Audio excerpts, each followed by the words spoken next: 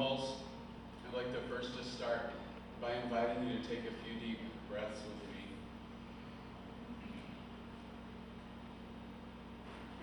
Coming into awareness.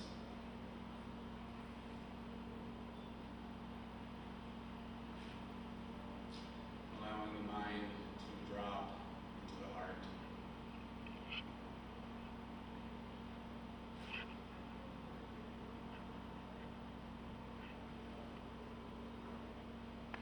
Thank you. We live at a very important time. It's in many ways a harvest time, a time of gathering in and gathering together our great religious traditions, a time of gathering in and gathering together the spiritual treasures that they have been evolving around the planet for millennia.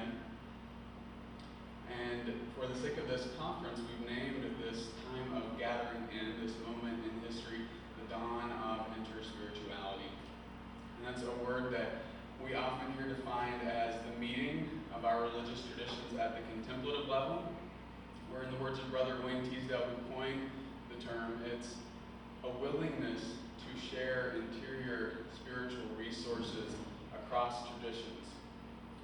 But I want to offer you a different jumping off point for this word, really my own heart's definition of what InterSpirituality is all about.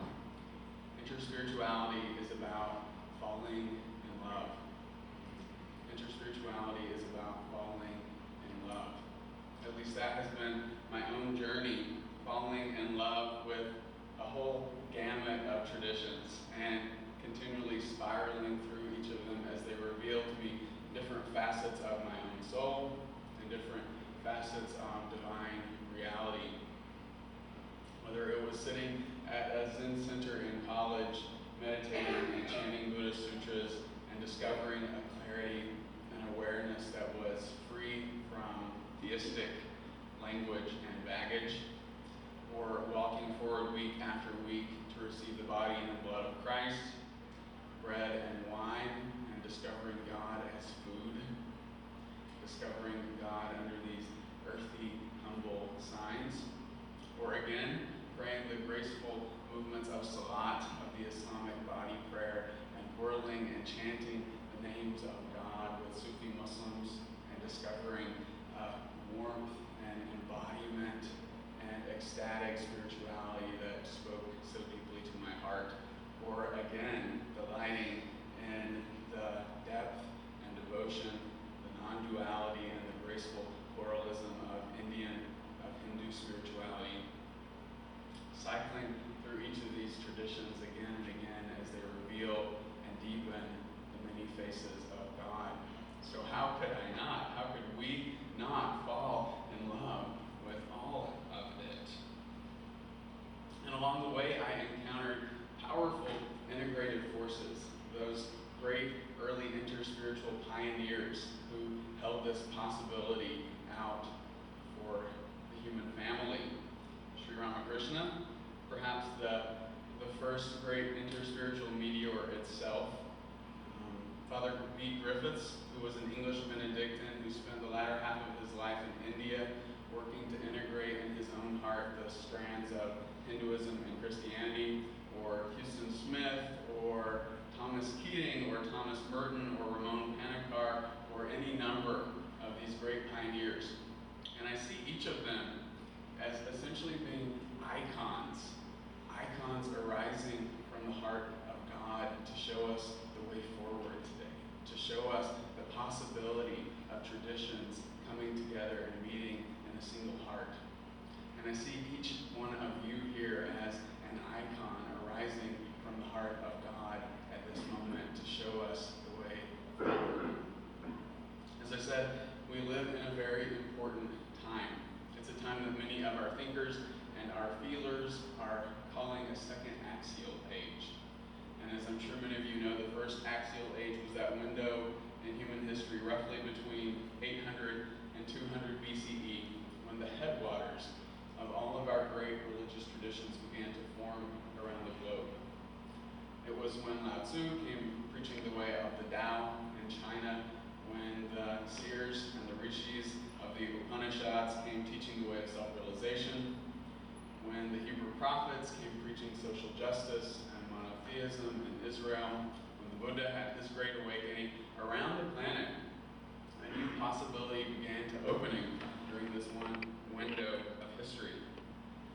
And we're entering essentially a second great axial shift, a second shift in consciousness, in spirituality, and religion that is equal in weight and importance to that first great shift that produced all of our enduring religious traditions. So, how did we get here?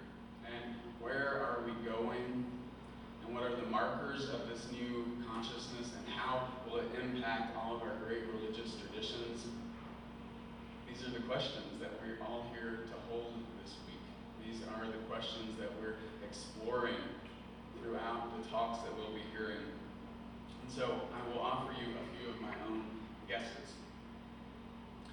Today, thanks to the process of globalization, the interweaving of our world through technology and through travel, we live with an easy and an obvious awareness of our oneness, of our interconnection that we've never been able to have in human history in such a global way. And because of that, what we might call second axial consciousness is emerging. Now, first axial consciousness, the shift in consciousness that it produced, opened us to the possibility of the transcendent. But in the process, it had a tendency to disconnect us from an earlier kind of primal, tribal awareness that we had. Our connection to the earth, where we found our original gods and the cycles and the seasons of nature. And it tended to break us out of what had earlier been a collective sense of identity that was primary over the individual sense of identity. So the tribe was where our primary identity was, and the individual was secondary. But with this axial shift, the individual and the possibility of individual enlightenment, of individual salvation began to emerge. And it became something noble. You could break ties suddenly with tribe and with family to seek this out. So you might think of the Buddha leaving his wife and child in the palace, or you might think of Abraham and Sarah breaking ties with tribe and tribal gods to go following after the one. And so that shift happened. And now, as we enter this global era, this second shift, we're starting to reclaim that earlier awareness that we lost, that primal sense of the collective and of our connection to the earth, but now we're reclaiming it at a global level rather than a tribal level. And so the way we think of awakening, of enlightenment, of salvation is shifting. In that first shift, we often thought of it as an individual thing, and it was essentially about escape. Escape from fallenness and sin, escape from suffering and samsara. But in this emerging sense, it's about, in many ways, it's like the Bodhisattva vow. It's much more about the collective and about belonging, not about the individual and escape. And so awakening is a collective effort, and we do this not to escape from the world, but to realize how deeply we belong to this manifest dimension. And so, because of this shift, this experience of oneness that we're now encountering at the global level is also changing the way we think about our religious traditions, quite necessarily changing the way we thought of our religious traditions. And what we're discovering as a global humanity is that they are our shared spiritual wealth and resources, that they are our collective spiritual inheritance, and so we can't fragment them anymore. In many ways, the age of bounded religious identity is ending. And we can't say that the teachings of the Buddha belong to the Buddhists and the teachings of Jesus belong to the Christians, because we're discovering that all of them belong to all of us, because we are one family and it's our one spiritual inheritance. 3 summers ago, as Will was mentioning in his opening, I was initiated into 3 different spiritual lineages by 3 different guides. 2 of them were Islamic Sufi orders, and 1 of them the Ramakrishna order of Vedanta. And all of these teachers, these lineages, priest. And none of them saw this as a reason to withhold their spiritual treasures from me. And this essentially is the spirit of the second axial age, freely sharing our treasures across old lines and boundaries and allowing them to flow together in single hearts and manifest in new forms. The summer of those initiations, I had a dream of B. Griffiths, who I mentioned earlier, the English Benedictine who spent his life in India, the latter half of his life. And in the dream, Bede already for me symbolized the integration of these strands of Hinduism and Christianity. And in the dream, he was leading a Sufi sema, a Sufi whirling ceremony. He was wearing his orange kabi, the robe of a sannyasin, and he was whirling, and he was chanting, La ilaha illallah Muhammadan Rasulullah, the Shahada, the Islamic statement of faith, there is no God but God, and Muhammad is the divine messenger. And so like a triple helix swirling together, these three strands of Islam and Christianity and Hinduism were integrating in his being. And I see that again as an icon of the possibility of integrating these strands that's being offered to us today. Now some of you will have heard it said that it is all well and good to honor other spiritual traditions, but that in order to go deep, you have to choose one well to dig deep to holy water. And this was popular advice of spiritual teachers of a generation or two ago, and it was well intended. The fear was distraction on our spiritual path and flitting around and never being transformed. But it's a teaching that in many ways has done harm and violence to people's souls who intuitively recognized that their spiritual calling and their spiritual path was to be fulfilled by the meeting of traditions in their heart. And this saying was really blown apart for me a few years ago by a Swami of the Ramakrishna order who said, but there's a difference between digging 15 shallow wells and using 15 tools to dig one well. All of the tools belong to all of us as we dig deep to holy water. And you may discover that this Buddhist meditation practice breaks up this mental rock like no other practice. And at the same time, Sufi chanting opens your heart like nothing else. So trust your intuition. You will know the difference between a practice that distracts and one that deepens your path if you really listen. Trust the unique name of God that is trying to speak itself into being through your life and through your unique path. A friend of mine who practices in Christianity and in Islam through the Mevlevi order and through the Roman Catholic Church, he wears two pendants on a single chain around his neck. One of them is a double hu, which is the Arabic pronoun for God, so a symbol of Islam, and the other is a cross, a symbol of Christianity.